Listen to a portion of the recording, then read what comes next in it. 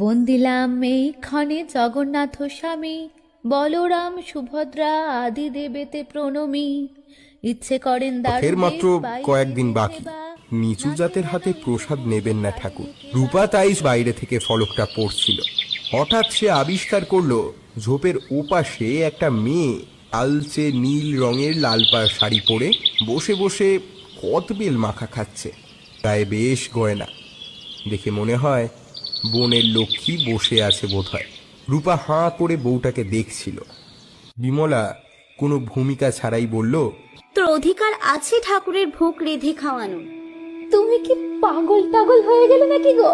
তোদের বংশের লোকই এই জগন্নাথ বলরাম সুভদ্রা তৈরি করেছিল। তুই একেবারে একা গোপনে রান্না করবি, কেমন? রূপার নিজের হাতে তৈরি করা একটা বিশেষ প্রসাদ সোজা বামুন ঠাকুরের হাতে এনে দিয়েছিল সে। ঘর থেকে বেরোতে যাবে এমন সময় একটা লাল টুকটুকে বেনারসি পরে বিমলা প্রায় ছুট্টে ঘরে ঢুকে দরজায় খিল দিল। প্রসাদ এনেছিস ভাই? তাড়াতাড়ি দে। এ কি ছিল? আগুনে ছাতুর তরকারি, এখন হলো পোলাও। ভজ গৌরাঙ্গ কহ গৌরাঙ্গ লহ গৌরাঙ্গের